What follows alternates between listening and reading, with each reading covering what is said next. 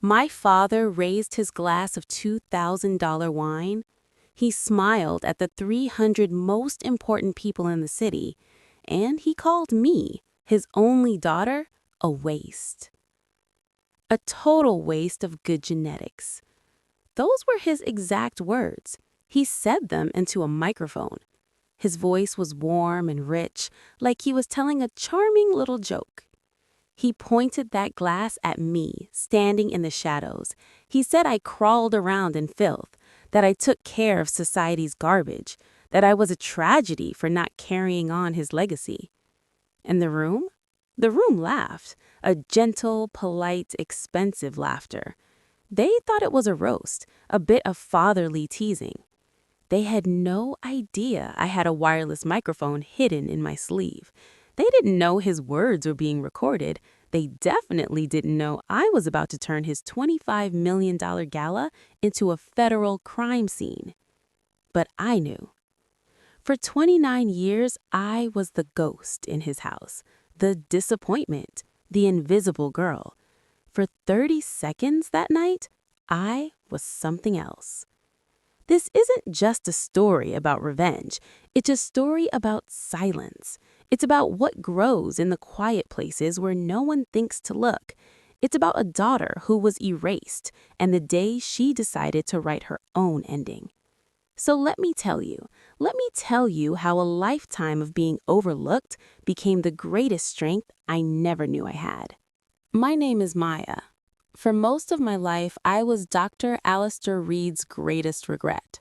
He wasn't just a father. He was an institution, a world-renowned cosmetic surgeon, a man whose name was on a hospital wing. His world was built on perfection, flawless skin, symmetrical faces, impeccable taste. And then there was me. I was born with a heart that felt too much. I saw pain and I wanted to soothe it. I saw people cast aside and I wanted to gather them up.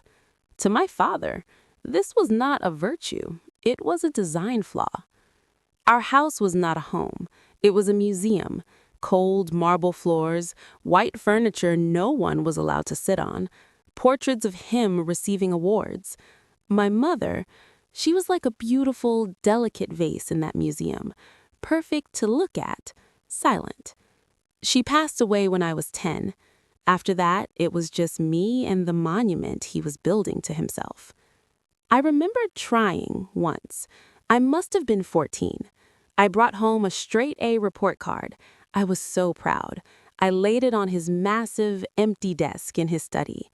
He glanced at it. He didn't smile. He just said, "Mathematics and sciences are acceptable. But this A in social studies, sentimental nonsense. They are teaching you to have a soft mind." He handed it back to me. That was it. No well done, no touch on the shoulder. Just the judgment that my best was not the right kind of best. The dream started early. I wanted to be a social worker. I saw a documentary in school about caseworkers helping families. Something clicked inside me. It felt like a calling, like my life had finally found its North Star. When the acceptance letter came from the state's top school of social work, I was ecstatic. For a week, I carried that letter in my bag. I touched it for courage. I thought, this is it. This is my path. He has to see this is real. I chose a night he seemed in a good mood. He had just won a major award. I stood in the doorway of his library, the fire crackling. "Father," I said, my voice so small in that big room, I got in to graduate school for social work." He was silent for a long time. He held out his hand. I gave him the letter. He read it slowly. His face showed nothing. No anger, no joy, just nothing. Then he walked to the fireplace. He crumpled the letter in his perfect surgeon's hand and tossed it onto the flames. We both watched it blacken and curl. "You want to be a janitor for Human Refuge?" he asked. His voice was calm, clinical. "You want to spend your life wiping the tears of people who failed? Fine. He dusted his hands as if brushing off my very dreams. But do not expect me to pay for you to ruin your life. You make this choice, you are dead to me from the moment you walk out that door. I stood there, watching the last ember of my letter turn to ash. The heat from the fire didn't reach me. I was already cold. I left the next week with one suitcase and a scholarship that barely covered tuition. He didn't say goodbye. He didn't look up from his newspaper. For him, that was the end of the story. The disappointing daughter had made her choice. She was written out of the narrative. But for me, it was the beginning. The years that followed were built on ramen noodles and quiet determination. I worked double shifts as a waitress. I studied on the subway. I became a ghost in my own life too, but a different kind. I was a ghost building a skeleton. I got my degree. I started as a caseworker. The work was hard. It was heartbreaking. But for every story of pain, there was a moment of human connection. A mother getting her children back. A veteran finding a home. It filled a space in me that the marble hallways of my childhood had left hollow. I never contacted him. He never contacted me. Occasionally, I'd see his name in the society pages. A new charity board. A lavish fundraiser. My father, the philanthropist. It made me bitter at first. The man who called human suffering refuse was now publicly celebrated for his charity. But I buried that bitterness. I used it as fuel. I went to night school again, got a master's in public administration. I moved from casework to management. And slowly, without any fanfare, I climbed. District supervisor, then a position at the state health board, and finally, 5 years ago, I was appointed the senior program officer for the state health fund.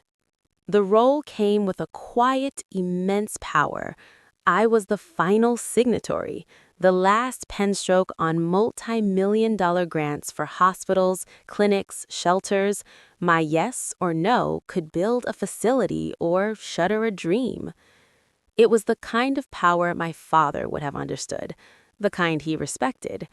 He never knew.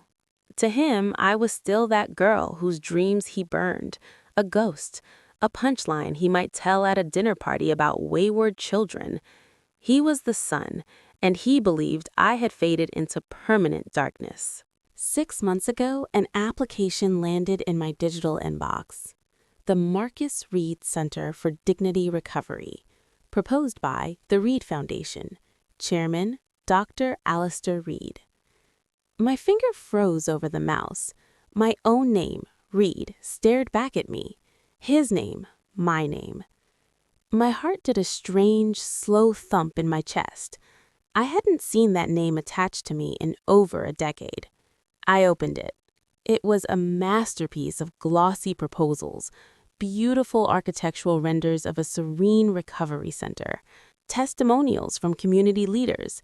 It spoke of dignity, of second chances, of holistic healing. It was asking for $25 million in state funding. On the surface, it was impeccable. But my job wasn't to read the surface. My job was to audit the bones. I started digging, line by line, budget item by budget item. 80% of the construction budget was for facility enhancements. I dug into the attached bids. Italian leather chairs for the executive suites, imported marble for the private lobby, custom crystal light fixtures. There was no line item for patient bedding. I felt a cold trickle down my spine. Not anger yet, just recognition. I looked at the administrative costs. $300,000 for 2 client transport vehicles. The attached specification was for luxury SUVs, for a center serving the homeless. I found the contractor list. One company in particular was slated for the electrical work. A quick public records search showed it was registered to a name I recognized, my father's golf partner. It wasn't a medical facility. It was a real estate venture, a vanity project, a way to funnel state money into the pockets of his friends and build a palace with his name on the door. The sadness that washed over me was heavy. After all this time, he hadn't changed. He saw the world as a system to be gamed, and people were either assets or refuse. I could have rejected it then, a click of a button, a formal, dry email, application denied due to financial irregularities. It would have been my right, my job. But as I sat there in my quiet, modest office, I thought of that letter curling in his fireplace. I thought of his voice calling me a waste. I thought of 29 years of silence. A quiet rejection would have been justice, but it wouldn't have been truth. He would have spun the story. Bureaucratic red tape, political enemies. He would have found private donors. The marble lobby would still have been built, and he would have never, ever known that the no came from the ghost. So I did something else. I clicked Advance to Preliminary Review. I approved it for the next round. I became a silent witness. I watched the application move through the channels I helped create. I received the updates. The Reed Foundation booked the grand ballroom at the Carlton Hotel. They secured a date. The invitations went out. He was throwing himself a victory party before the race was even won. A part of me, a small, wounded part, wondered if I'd get an invite. A courtesy. Nothing came. Of course not. The ghost wasn't on the guest list. 2 months before the gala, I did something for myself. My grandmother, my mother's mother, was in a nursing home my father paid for, Shady Pines. It was adequate, but it was his, a line item in his accounting of control. I visited her. She was the only person from my old life who ever saw me. Her mind was sharp, but her body was frail. "Maya, my bird," she whispered, her hand patting mine. "You have his fire in your eyes now, but it's your own fire." I made a decision. Using my savings, years of careful planning, I moved her to Kensington Manor, the best home in the state. I paid for a full year, upfront. I didn't tell a soul. It was my first act of true, quiet freedom, securing a piece of my heart he could never threaten. The week of the gala arrived. My assistant placed a thick, embossed folder on my desk, the final audit report for the Reed Foundation grant. My notes were all there, the inflated costs, the shell companies, the blatant mismanagement. All it needed was my signature on the final rejection page. I signed it. The ink was dark and final. Then I picked up the phone.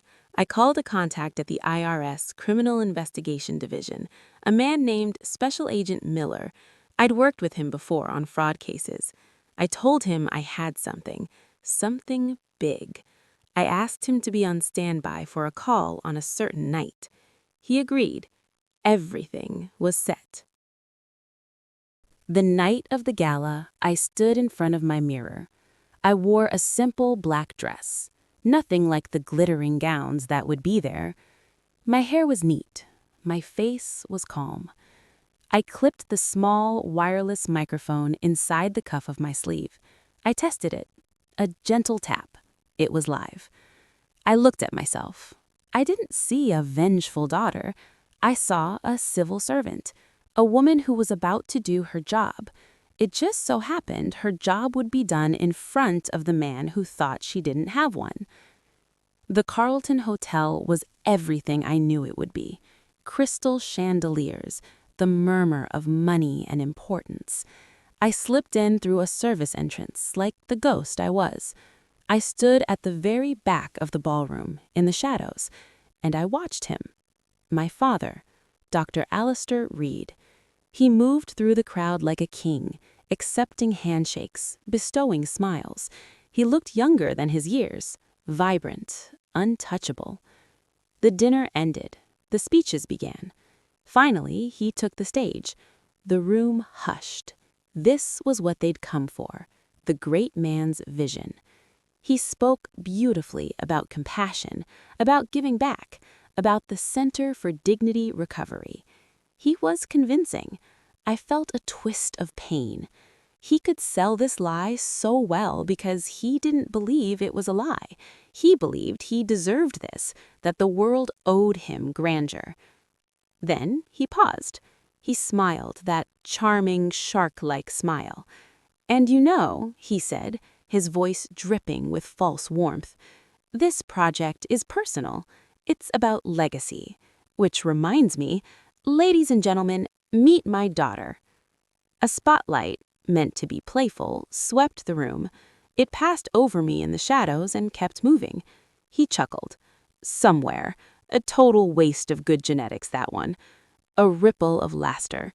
He pointed his glass of Chateau Margaux right at my corner. He couldn't see me, but he knew I wasn't there. That was the point. "She crawls around in filth, you see, taking care of society's garbage instead of carrying on my legacy." He shook his head, a sad, fond smile. A tragedy, really. The laughter was louder now, assured. They were all in on the joke.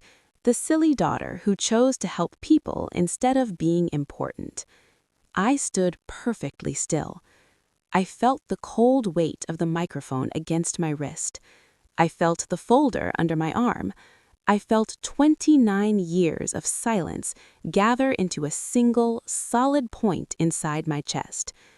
The laughter began to die down, and I stepped out of the shadows. Pause. Music stops. Sound of heels on marble echoing. The sharp click of my heels on the marble floor cut through the last of the laughter, like a knife. The room fell silent, a different kind of silence, heavy, confused. I walked straight down the central aisle. 300 heads turned to watch. I didn't look left or right. I kept my eyes on the stage, on him. I walked up the 3 steps. My father watched me, his smile frozen. His eyes were narrowed, confused. He was expecting the tantrum, the tears, the emotional daughter causing a scene. He expected the girl he'd thrown away. He didn't get her. I reached out. I took the microphone from his hand. He was so stunned his fingers just let go. I turned to face the crowd. The lights were hot and bright. "My father is right about one thing," I said. My voice was calm, clear. It echoed in the dead quiet room. "I do work with the state's most vulnerable." I paused. I let the silence stretch. I let them lean in. But he left out my job title. I could feel my father's confusion behind me. It was a physical heat. "I am Maya Reed, the Senior Program Officer for the State Health Fund, and I am the sole signatory with veto power over the $25 million grant Dr. Reed has been requesting." You could have heard a pin drop. Then you could have heard a pin drop on velvet. The air was gone. I saw his face in my periphery. The flushed arrogance drained away. It left his skin a terrible, ashy gray. His glass slipped from his hand. It hit the stage and shattered. Red wine bloomed at his feet like a wound. I didn't look at it. I opened the thin black folder. "Let's talk about this proposal, shall we?" I said. My voice was still that terrible, calm monotone. "I performed a line item audit this morning. I looked directly at the wealthy donors in the front row, men and women who had just written checks.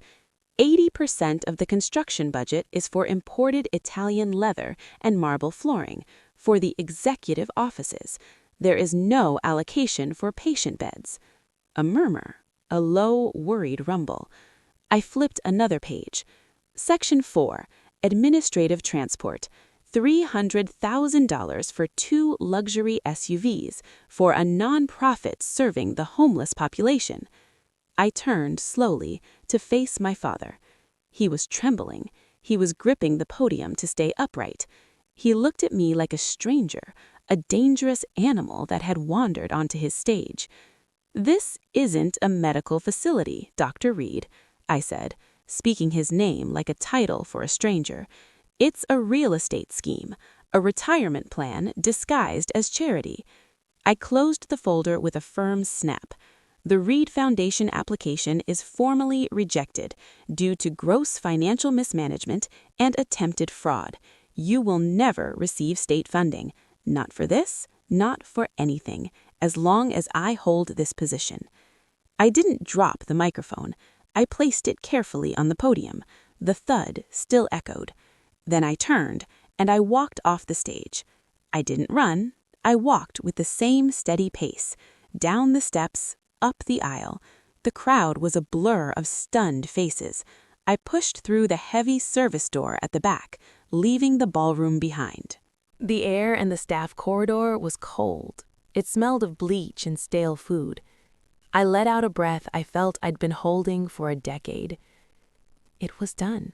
I just wanted to get to my car, to the silence, to the end of this long, cold story. But monsters don't die when you cut off their food. They get hungry. The service door slammed open behind me. Not opened, slammed. I didn't need to turn. I knew the sound of his rage.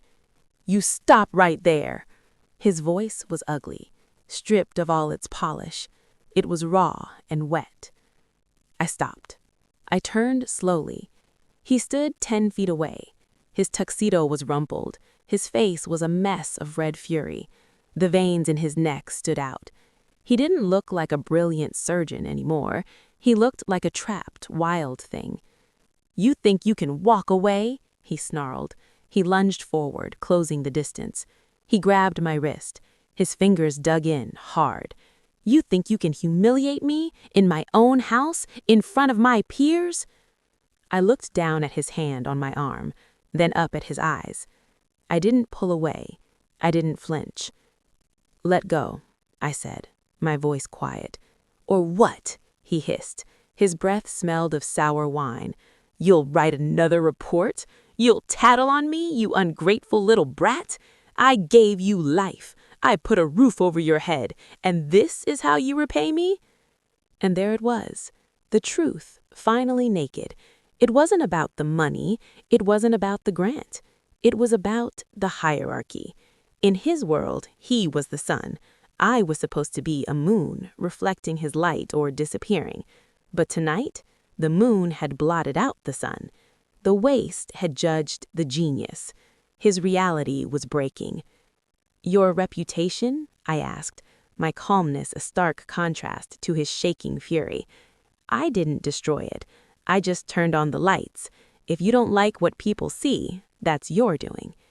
"You ruined everything!" he screamed, shaking my arm. Spittle flew from his lips.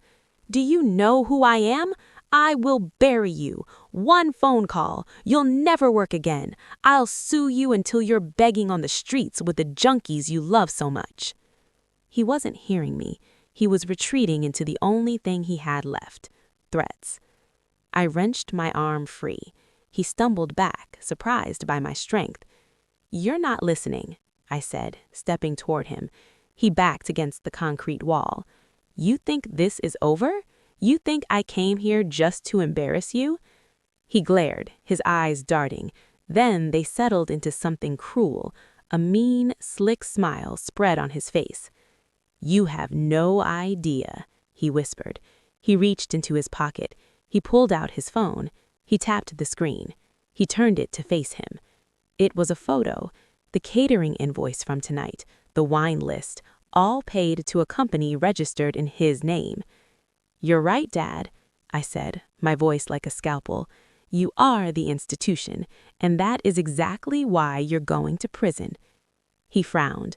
The glass halted. "What?" "It's called self-dealing," I said, relentless.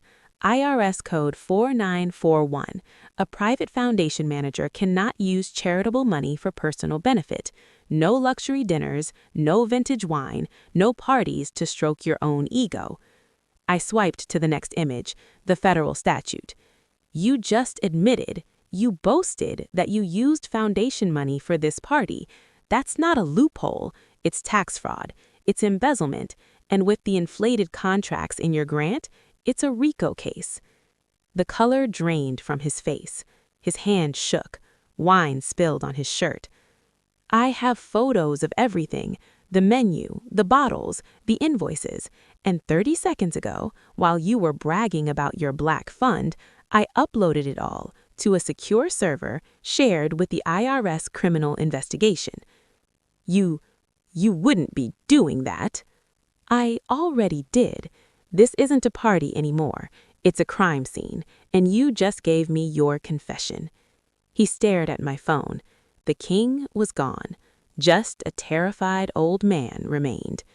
You traitor, he whispered. No, I said softly.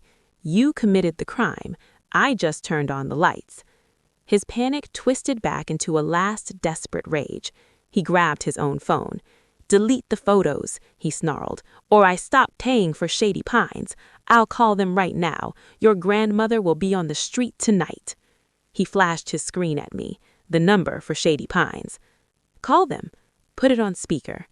He was confused by my calm, but he dialed. He put it on speaker. The line rang and rang. Then, we're sorry, the number you have dialed has been disconnected.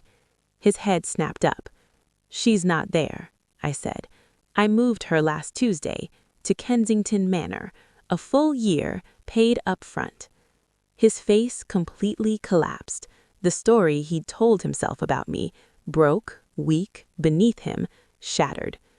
You never saw me, I said. You were too busy looking at your own reflection. I earned my degrees. I manage budgets bigger than your hospital. I saved for 5 years. You mistook my quiet for weakness. He slid down the wall, onto the floor. Please, he begged, his voice breaking. I have money, hidden. We can fix this.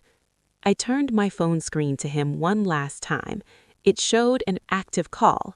In call, Special Agent Miller, IRS CID. Duration, 3 minutes and 14 seconds. He's been listening, I said, for the last 3 minutes. The phone fell from his hand. It clattered on the concrete. The fight was over. It's been a year now. My grandmother is thriving at Kensington. We have tea every Sunday. We talk about my mother. We talk about the past without flinching. I still work at the State Health Fund. The work is meaningful. It is enough. Sometimes at night, I think about that gala, those 30 seconds on the stage, the power of finally speaking my truth into the silence he created. But more than that, I think about the 29 years that came before. People ask me, weren't you angry all that time? How did you stay quiet? The truth is, I wasn't just being quiet. I was becoming. While he wasn't looking, I was building a life, a real one, with a real purpose. His neglect gave me the space to grow roots so deep, no storm could knock me down. Being invisible was my greatest advantage. He never saw me coming. So, if you're in the shadows right now, if someone has made you feel small or worthless or like a ghost in your own story, please know this. The quiet time is not wasted time. It is preparation time. Let them overlook you. Let them think you are broken. Let them believe their own story about you. Ghosts can walk through walls. Ghosts see everything. And by the time they finally look up and see you standing there, you will have already won. The checkmate was set long ago, in the quiet hours when you chose to keep going. Your strength is not in the explosion. It is in the steady, quiet burn, the burn that forges you into something unbreakable. 29 years I was invisible. For 30 seconds, I was unstoppable. But today, and for all the days after, I am finally, simply free.